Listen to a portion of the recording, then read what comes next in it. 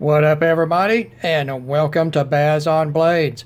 My name is Baz, and I talk about blades. Today's feature blade, we're going to cover a Benchmade. Now, I've had a few people ask me why I don't review more Benchmade knives, and I'm going to be perfectly honest and piss off a lot of people straight from the get-go on this video by saying I'm not much of a fan of Benchmade knives. Probably the first quote-unquote high-end production knife that I ever bought was a Benchmade, and this is circa 2000 maybe. And since then I have owned, God, I don't even know how many Benchmade folders and multiple Benchmade fixed blade knives, and I'm going to tell you right now, without exception, regardless of price point, every one of those knives has had factory flaws on it.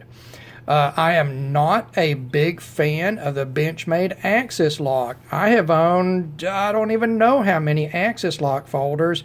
Literally every one of them had blade play in them. What we're going to review today is the Benchmade Nakamura folder. This is the carbon fiber version with CPM-S90v for the blade steel. The model number is 484-1.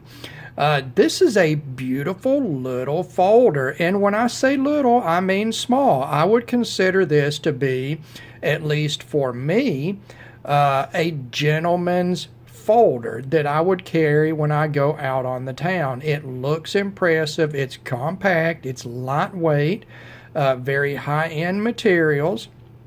It is a nice knife to carry, maybe if you are wearing slacks and you need a lighter weight, if you are going to a dressier occasion and you need a pretty knife.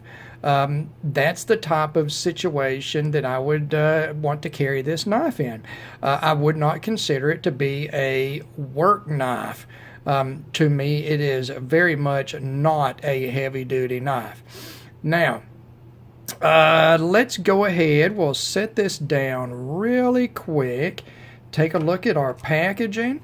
Benchmade slide box packaging. Inside, you're going to see you've got your Benchmade microfiber pouch, drawstring pouch, sorted paperwork.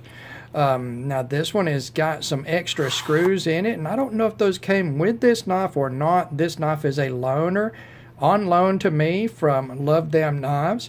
Again, LTK, thank you, brother. You can see here the package labeling. This is the 484-1 Nakamura Axis Thumb Stud. This knife is number 18 of 1,000 from the first production run, and therefore should be worth whatever somebody wants to pay for it for a first production run, if they care about those things.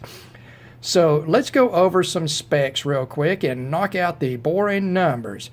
This is a sort of a small knife. You're looking at about 3 1/8 inch blade length, and that's slightly less than 8 centimeters. Blade stock thickness is 116 thousandths of an inch, or 2.95 millimeters. The blade width is 851 thousandths of an inch, or 21.61 millimeters. The handle length, 3.75 inches or 10 centimeters. The handle thickness, 530 thousandths of an inch or 13.6 millimeters. The handle width at the widest at the pivot is 1.13 inches or 28.94 millimeters. The closed width, 1.32 inches or 33.6 millimeters. Overall length, right about 7 inches or slightly less than 18 centimeters. The stop pin diameter, 138 thousandths of an inch or 3.5 millimeters. Behind the edge thickness, again, I averaged this at 3 different spots and got 21 thousandths of an inch or 0.53 millimeters. This knife does have a very good handle to blade ratio, slightly in excess of 0.8. The weight is a very lightweight 3.21 ounces or 92 grams. All right, we'll pick this thing up and take a look at it. First, we're going to talk about materials. We're going to go into the blade here. Again, this knife, the blade steel is S90v. That is a CPM steel from Crucible Metallurgy, and that is a powdered steel. Is formerly known as CPM-420v. This is a highly modified, and when I say highly, I mean highly modified version of 420. It has an extremely high carbon content of 2.3%, chromium content of 14%, and a very, very, very high vanadium content of 8.75 to 9%. That is an extreme amount of vanadium.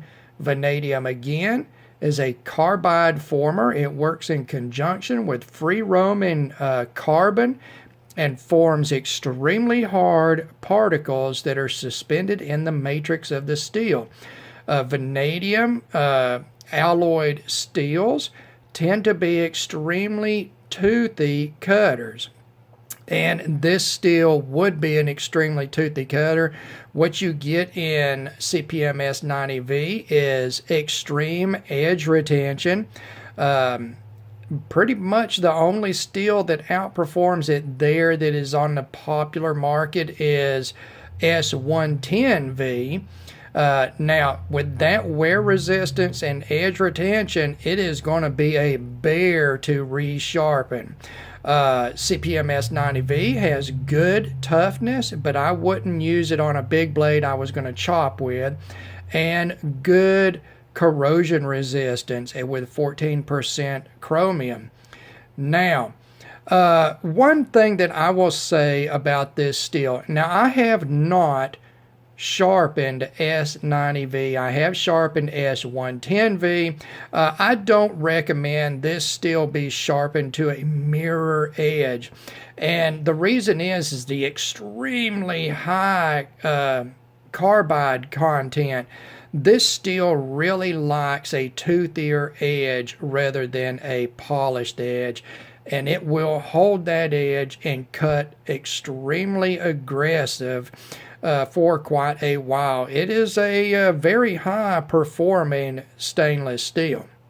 Now, you go on to the handle. Of course, you can see here in this particular variant of this model, we have solid carbon fiber scales, nice thick slabs of carbon fiber. They are over steel liners. You have full steel liners in there. They are not weight relieved, front or back, but the knife is still very lightweight because the only other thing in the handle basically is a couple of slabs of carbon fiber. For your small parts, you've got anodized titanium in your screws. You can see they're anodized blue, and I think this trim ring that is on the pivot is actually anodized aluminum, and you can see the difference in the anodization color. Very much two different tones of blue. For your back spacers, you have concave barrel spacers, and they are also anodized.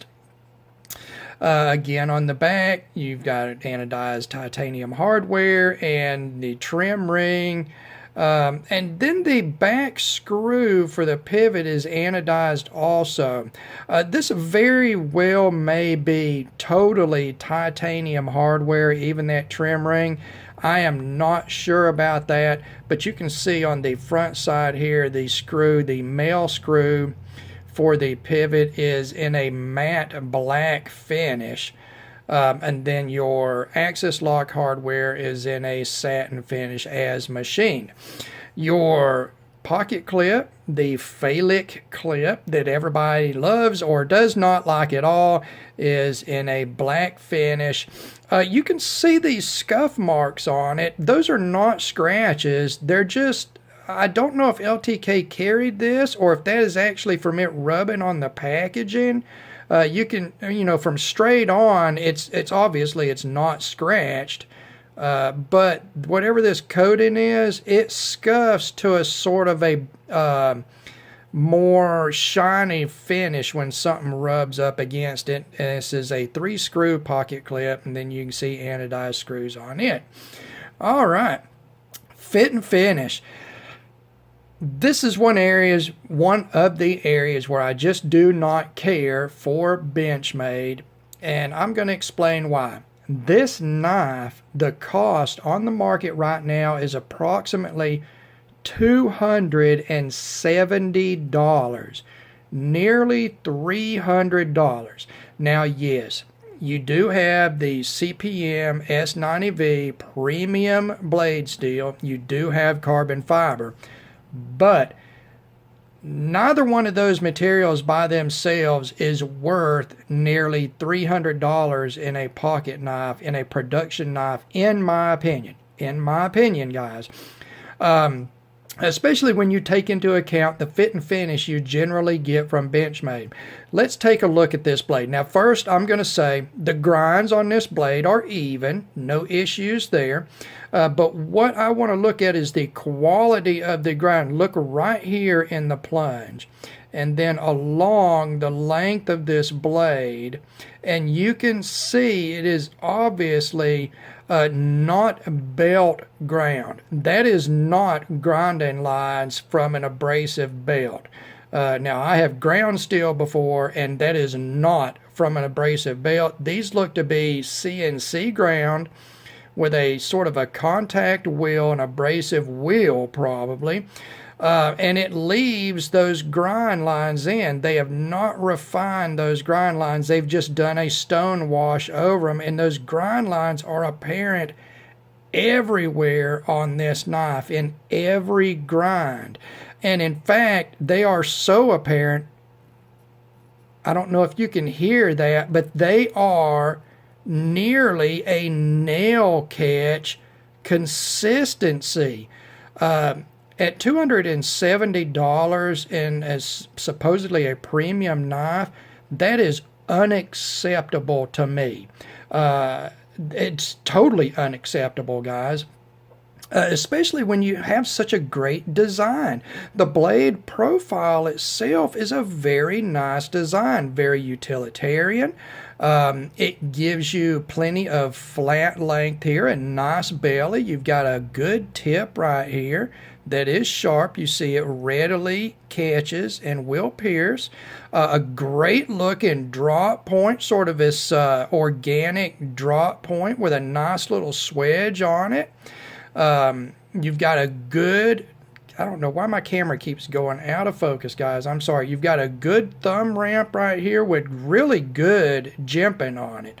No issue with that jimping at all. I wish all jimping was that effective.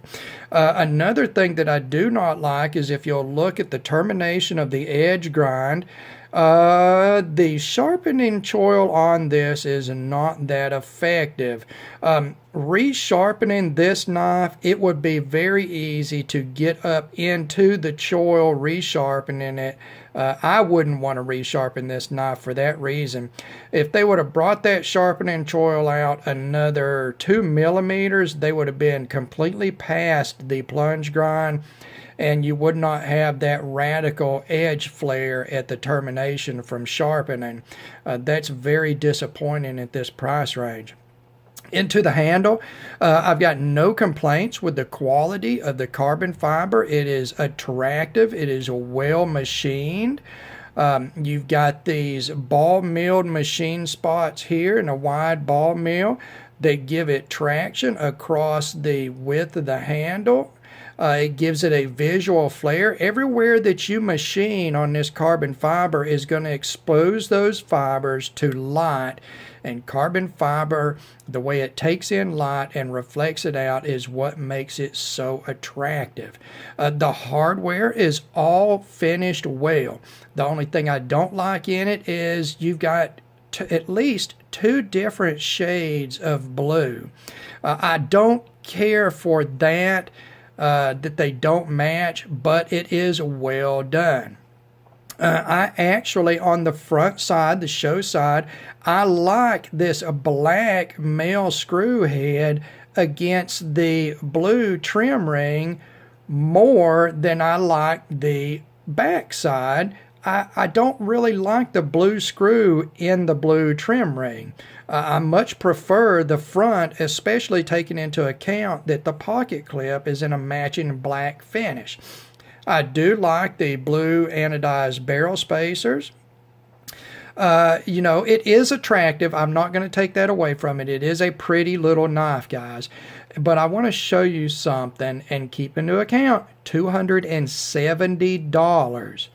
And look at the fit between the scales and the liners. Okay, all the way around. Now, this is not extremely horrible or anything like that, guys, but you can see that fitment all the way around. It's not really a nail catch gap, but the scales are not finished perfectly flat around the edge. They don't mate seamlessly with the liners. Wow, really having a problem with my camera, guys. I apologize for that. Even if you get far away from it, look, it is still obviously not a clean juncture between the handle scales and the liners. I don't care for that at all, guys. I don't care for that at all, especially getting up approaching the $300 price point. Now, as far as the pocket clip goes, if you don't like this design, you don't like it. If you do, you do. It is a functional pocket clip. I think that's actually one of the things that Benchmade does the best is their pocket clips. You could write into Benchmade and get a deep carry pocket clip for this thing, and I have actually seen those on other knives, other examples of this knife. I've seen a satin finish deep carry pocket clip, and I believe a black one too. And I would go with the black with this just to keep with the original, and then the liners are in the black finish, and then you've got the black finish on the screw for the pivot on this side. But still, overall, I think is an attractive knife. I can't take anything away from that, although I don't really care for the fit and finish on the blade or the handle as far as the handle scales to the liners. Now, we're going to go into action, and this is another area where I have a problem with Benchmade knives with axis lock. I don't like Benchmade's axis lock. I'm going to tell you right now, I prefer Ganzo's $20 axis lock ripoff to any Benchmade axis lock knife I have ever owned or handled. This knife has play in the lock, radially, up and down, and laterally, side to side. If you loosen the pivot on this knife enough for it to free fall on that axis lock, it has an insane amount of play. If you tighten it up and take that play out at all, then you lose the free fall on the pivot.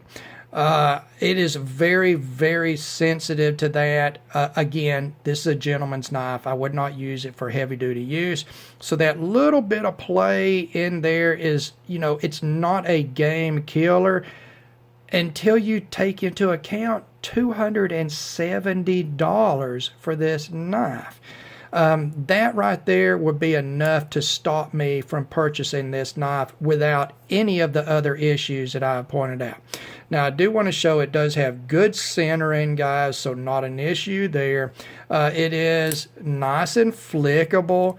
You can open and close it, both with the axis lock. It is very smooth feeling. It is obviously on phosphor bronze bushings.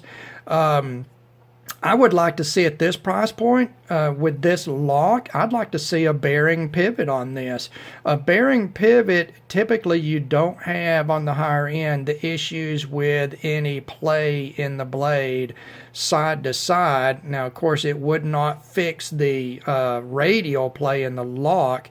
That is actually from the interface of the cross bolt of the axis lock to the lock-in surface on the blade tang.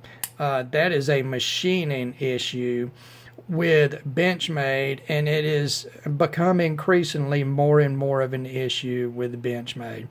All right, go on to ergos on this. As I said before, the blade shape, I love the blade shape. It's attractive, it's utilitarian, it's pointy enough, it's slicey enough. 21 thousandths behind the edge thickness is plenty thin enough for the use of this knife. A great blade steel to go with that. The ergos on the handle, it is small, guys. You're talking about a handle length of less than 4 inches. In my medium hands, my hands are okay in these individual little finger choil grooves. It does feel a little compact to me, but my thumb does feel natural falling to the thumb ramp on the blade. It's just a little compact down here for these 4 fingers. Not bad. I'm not saying it's bad, but it's fairly comfortable. I do like that in this smaller knife, you have a handle thickness of 530 thousandths. It was a little bit thicker than I expected, and to me it gives a little more secure feel to the grip in this shorter grip length. It feels a little more hand feeling in that regard, and I actually like that very much. I like the handle design. If it was a 1/2 inch longer in the handle design, it would be perfect. At least for my hands, it would be perfect. In this size, it is still very good. And again, you're in a compact gentleman's carry knife that you are really more concerned with the look of the design and the look of the materials and the way it's dressed out with the anodized hardware, rather than a big hand-feeling, secure, hard-working grip area. So in that respect, it's still a good design.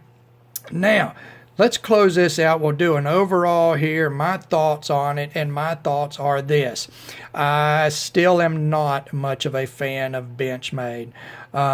If you look across YouTube and you look across the internet, you are going to see a very high percentage of posts or videos concerning modern Benchmade knives tend to be negative in certain areas, and those areas typically are lockup quality, action, and fit and finish.